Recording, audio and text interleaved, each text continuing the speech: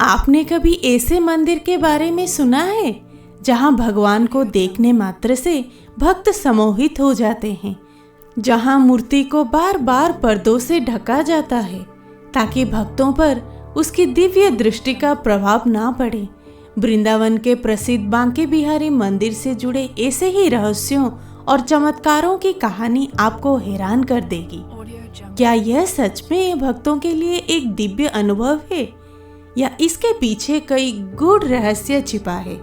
आइए इस अद्भुत यात्रा में हम आपको दिखाएंगे वो रहस्य जो सदियों से भक्तों और इतिहासकारों को चौंकाता आ रहा है। तैयार हो जाइए एक अलौकिक रहस्य से पर्दा उठाने के लिए। इस डॉक्यूमेंट्री में हम जानेंगे बांके बिहारी मंदिर के गौरवशाली इतिहास, पौराणिक कथाएं और रहस्यमयी संरचनाओं के बारे में। ऐसे ही कई अनसुने रहस्य और कहानियों को जानने के लिए इस डॉक्यूमेंट्री को अंत तक देखें। तो चलिए फिर शुरू करते हैं। उत्तर प्रदेश के वृंदावन में स्थित बांके बिहारी मंदिर एक ऐसा स्थान है जहां भक्तों की श्रद्धा और भक्ति का सागर उमड़ता है। यह मंदिर केवल एक पूजा स्थल नहीं बल्कि प्रेम, भक्ति और दिव्यता का प्रतीक है। इस डॉक्यूमेंट्री में हम जानेंगे इस मंदिर का इतिहास, पौराणिक महत्व और कुछ अनोखे रहस्य जो इसे और भी अद्भुत बनाते हैं। बांके बिहारी मंदिर की स्थापना 1864 में हरिदास स्वामी द्वारा की गई थी। हरिदास स्वामी जी संत मीराबाई के गुरु और भक्त शिरोमणि थे। यह माना जाता है कि उन्होंने घनघोर तपस्या की जिससे स्वयं श्री कृष्ण और राधा प्रकट हुए और एक प्रतिमा में समाहित हो गए। यही प्रतिमा आज ठाकुर जी के रूप में बांके बिहारी मंदिर में पूजी जाती है। इसके पीछे भी एक कहानी है। कहा जाता है कि स्वामी हरिदास जी वृंदावन के प्रसिद्ध संत और महान भक्त थे। वे भगवान श्री कृष्ण के अनन्य प्रेमी थे और उनके भजन एवं साधना से ही वृंदावन में ठाकुर बांके बिहारी जी का प्राकट्य हुआ था। स्वामी हरिदास जी का जन्म 16वीं शताब्दी में हुआ था। वे महान संतों की परंपरा में आए और भक्ति मार्ग का प्रचारक बने। उन्होंने वृंदावन के निधिवन में कठोर तपस्या की और वहां पर अपने शिष्यों को भक्ति की शिक्षा दी। उनका भजन इतना मधुर और भावपूर्ण होता था कि लोग मंत्र मुग्ध हो जाते थे। एक दिन स्वामी हरिदास जी अपने शिष्यों के साथ निधिवन में बैठकर भगवान श्री कृष्ण की महिमा गा रहे थे। वे इतने भाव विभोर हो गए कि उनके भजन के मधुरता ने स्वयं श्री कृष्ण और राधा रानी को वहां प्रकट होने के लिए बेवश कर दिया। स्वामी हरिदास जी की भक्ति से प्रसन्न होकर भगवान श्री कृष्ण और राधा उनके सामने प्रकट भी हुए। उनका दिव्य स्वरूप देखकर शिष्य आश्चर्यचकित हो गए। यह दृश्य इतना अलौकिक था कि भक्तगण आनंद में डूब गए। तब शिष्यों ने प्रार्थना की, ठाकुर हमेशा इसी रूप में हमारे बीच रहे। भक्तों का इस इच्छा को देखते हुए भगवान श्री कृष्ण और राधा एक ही दिव्य मूर्ति में समाहित हो गए और यही स्वरूप बांके बिहारी जी के नाम से प्रसिद्ध हुआ। बांके बिहारी जी की यह मूर्ति आज भी वृंदावन के प्रसिद्ध बांके बिहारी मंदिर में विराजमान है। यह मंदिर स्वामी हरिदास जी के वंशजों द्वारा स्थापित किया गया था और आज भी वहां पर उनकी परंपरा का पालन किया जाता है। बांके बिहारी जी के दर्शन विशेष होते हैं। यहाँ ठाकुर जी के नेत्रों पर पर्दा डाला जाता है क्योंकि ऐसा माना जाता है कि उनके दर्शन से भक्तगण भाव विभोर होकर विशुद्ध हो जाते हैं। स्वामी हरिदास जी ने हरिदासी संप्रदाय की स्थापना की जिससे केवल प्रेम और भक्ति को सर्वोपरि माना जाता है। उन्होंने उनके भजन और पद रचे जो आज भी कृष्ण भक्तों के लिए एक प्रेरणा स्रोत है। उनका सबसे प्रसिद्ध भजन है, छाप तिलक सब छीनी रे मोसे नैना मिलाई के। स्वामी हरिदास जी की भक्ति और साधना का ही फल है कि आज भी वृंदावन में बांके बिहारी जी के दर्शन करने से भक्तों को दिव्य आनंद की अनुभूति होती है। जय श्री बांके बिहारी लाल की। बांके बिहारी मंदिर अपने अनोखे रीति रिवाजों के लिए प्रसिद्ध है। इस मंदिर में अन्य कृष्ण मंदिरों की तरह शंख और घंटी नहीं बजाई जाती। इसके पीछे गहरी आध्यात्मिक मान्यता और ऐतिहासिक कथा जुड़ी हुई है। बांके बिहारी जी को ठाकुर जी के रूप में माना जाता है और उनके भक्त उन्हें एक नटखट बालक की तरह पूजते हैं। मान्यता है कि भगवान यहाँ बाल स्वरूप में विश्राम की मुद्रा में रहते हैं। मंदिर में शंख और घंटी का ना बजना इसीलिए है क्योंकि ठाकुर जी को अचानक तेज आवाज से जगाना उचित नहीं माना जाता। वे स्वयं अपनी इच्छा से भक्तों को दर्शन देते हैं और मधुरता व प्रेम की धारा प्रवाहित करते हैं। स्वामी हरिदास जी, जिनकी साधना के फल स्वरूप बांके बिहारी जी प्रकट हुए, वे निधिवन में राधा कृष्ण की माधुर्य लीला का आनंद लेते थे।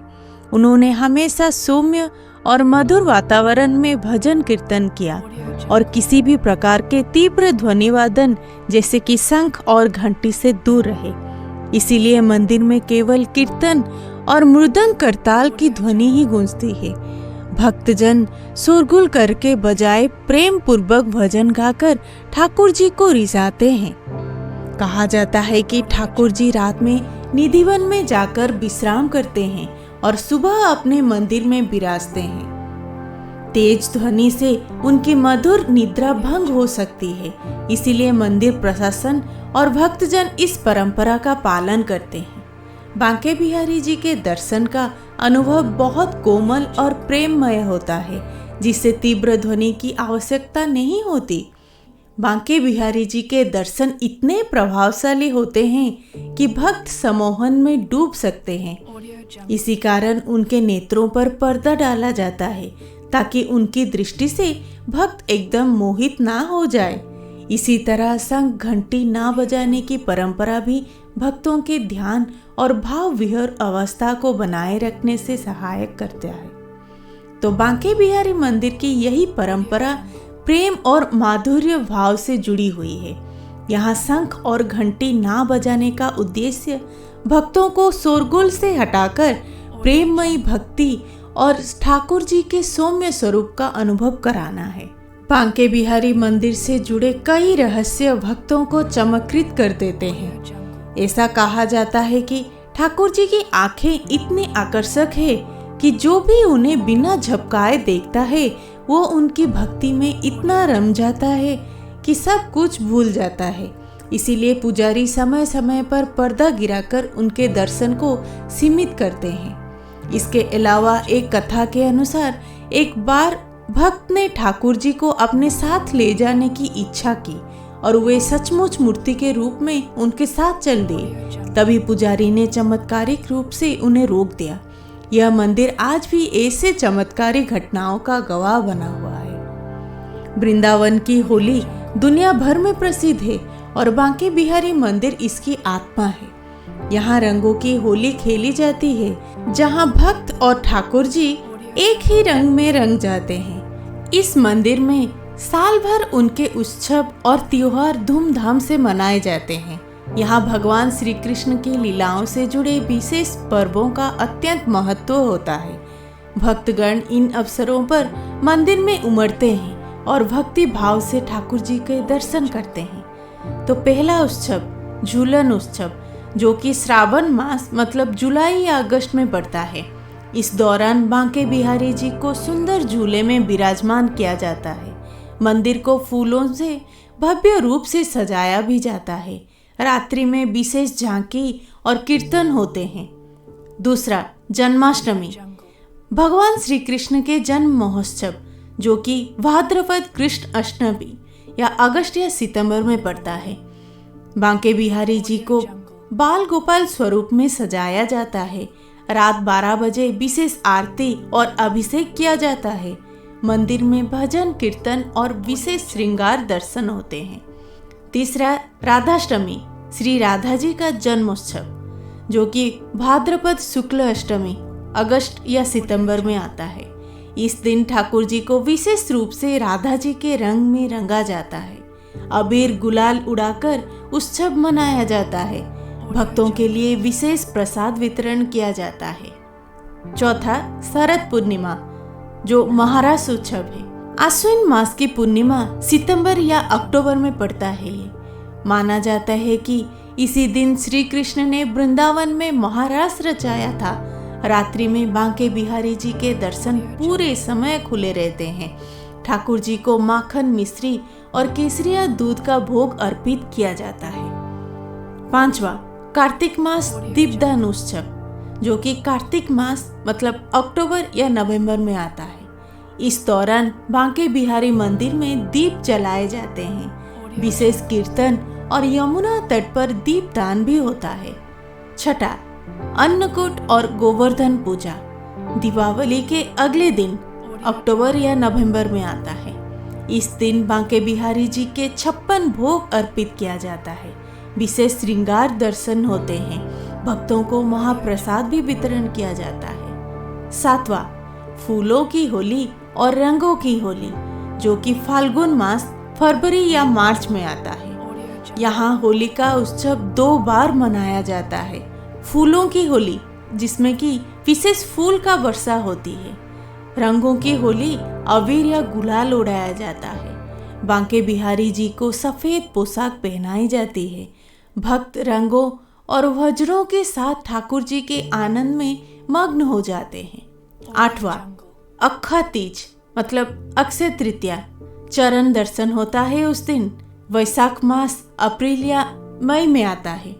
साल में केवल एक दिन बांके बिहारी जी के चरणों के दर्शन होते हैं। बाकी समय ठाकुर जी की छवि घुटनों तक वस्त्रों से ढकी रहती है। तो बांके बिहारी मंदिर में हर त्योहार भक्ति, प्रेम और आनंद के साथ मनाया जाता है। यहाँ हर उत्सव ठाकुर जी की लीलाओं का सजीव अनुभव देता है और भक्तों को आध्यात्मिक आनंद प्रदान करता है। बांके बिहारी मंदिर केवल एक मंदिर नहीं, बल्कि राधा कृष्ण के प्रेम और भक्ति का जीवंत प्रमाण है। यहाँ आकर भक्त अपने सारे दुख भूल जाते हैं और बस ठाकुर जी की भक्ति में रम जाते हैं। क्या आप इस मंदिर के रहस्यों पर विश्वास करते हैं? हमें कमेंट में जरूर बताएं।